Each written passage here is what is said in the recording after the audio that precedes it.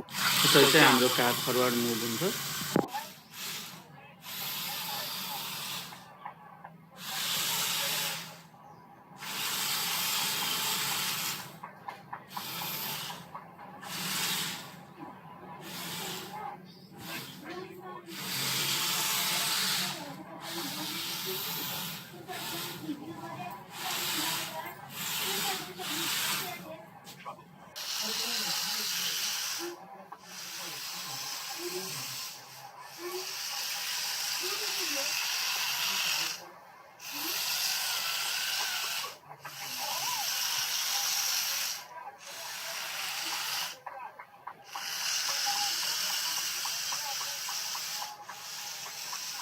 नमस्ते सबैलाई। आज चाहिँ हामी वाइफाईबाट चल्ने एउटा रोबोट कार बनाउँदैछौँ, जो चाहिँ वाइफाईलाई युज गरेर चल्छ। हामी एउटा एप्लिकेसनबाट त्यसलाई रन गर्छौँ। त्यो कार बनाउनको लागि चाहिँ हामीलाई केही सामग्रीको आवश्यकता हुन्छ। सबैभन्दा अगाडि चाहिँ हामीसँग यो मोटर हामीसँग व्हिल छ, 4वटा व्हिल। हामीलाई 4वटा व्हिल चाहिन्छ। त्यसै गरी हामीसँग 4वटा चाहिँ यो चाहिँ गियर मोटरहरू छ। त्यसै गरी हामीसँग यो डबल टेप भयो। हामीसँग 4वटा ब्याट्री, यो चाहिँ लिथियम आयन ब्याट्रीहरू भयो। त्यसै गरी हामीसँग यो बजर छ, बजर भयो। मेन भनेको चाहिँ हामीसँग यो चाहिँ मोटर ड्राइभर भयो र हामीसँग यो मेन सर्किट बोर्ड, यो चाहिँ नोड एमसियु सर्किट बोर्ड भयो। यो चाहिँ ब्रिज बोर्ड भयो, यो चाहिँ हामीसँग चाहिने भयो। र हामीसँग यो ब्याट्री होल्डर छ। यहाँ चाहिँ 3वटा ब्याट्री चाहिँ यसले चाहिँ 3वटा ब्याट्री होल्ड गर्न सक्छ। त्यसै गरी हामीसँग यो चाहिँ ग्लु, यहाँबाट चाहिँ हामी ग्लुलाई चाहिँ युज गर्न सक्छौँ। यो चाहिँ हट ग्लु। त्यसै गरी हामीसँग ग्लु स्टिक छ एउटा। हामीसँग स्क्रु ड्राइभर छ। त्यसै गरी हामीसँग सिजर छ र हामीसँग केही वायरहरू छ। हामीसँग एलइडी लाइटहरू छ। यस्तै गरी तपाईँहरू क्यामेरा अथवा सेन्सरलाई पनि युज गर्न सक्नुहुनेछ। अब चाहिँ हामी वाइफाई रोबोट कारलाई चाहिँ एसेम्बल गर्छौँ।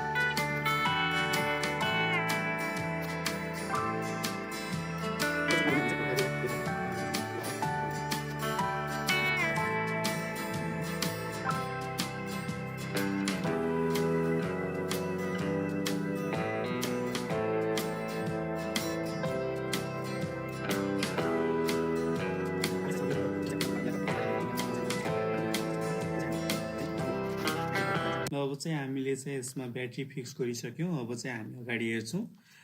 ब्याट्री फिक्स गरिसकेपछि चाहिँ हाम्रो यो बोर्डमा चाहिँ रातो बत्ती बल्छ र यसमा चाहिँ हाम्रो नीलो बत्ती बल्छ। अब हामी चाहिँ यसमा कोडिङ गर्छौँ। अब चाहिँ हामी यसमा यो मेन बोर्डमा नोड एमसियु बोर्डमा चाहिँ यो केबल यसरी कनेक्ट गर्छौँ। कनेक्ट गरिसकेपछि चाहिँ यसलाई चाहिँ हामी ल्यापटपमा चाहिँ यसरी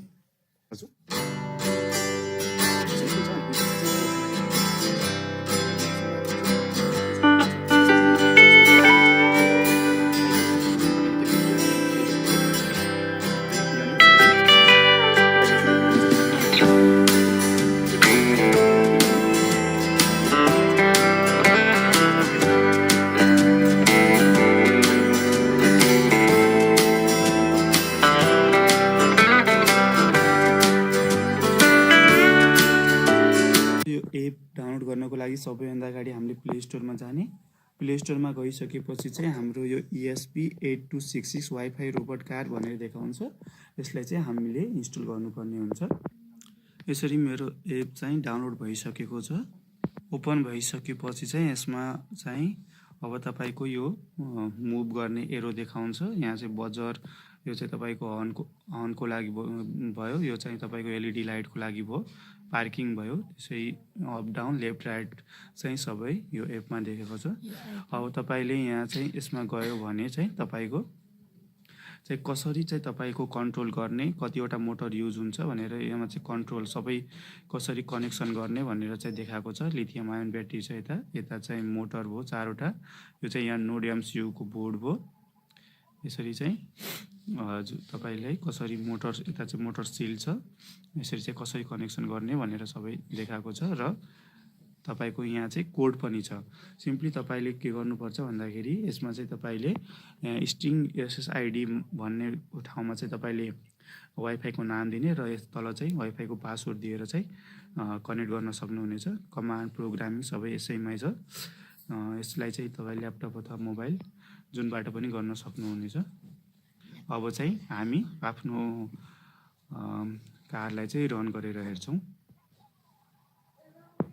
यहाँ चाहिँ ब्याट्री लगाइसकेपछि चाहिँ यो नोड MCU बोर्डमा निलो लाइट बल्छ र यो बोर्डमा चाहिँ रातो लाइट बलेको यहाँ देख्न सक्नुहुनेछ। र अब म यो मोबाइलमा गएर यो चाहिँ वाइफाईलाई चाहिँ अन गर्छु। यसरी यो मेक डाई भनेर चाहिँ मैले मेरो वाइफाईको नाम चाहिँ प्रोग्रामिङ गर्दै राखेको छु। त्यसै गरी मेक डाईलाई कनेक्ट गर्छु। अब चाहिँ म यो एपलाई चाहिँ खोल्छु।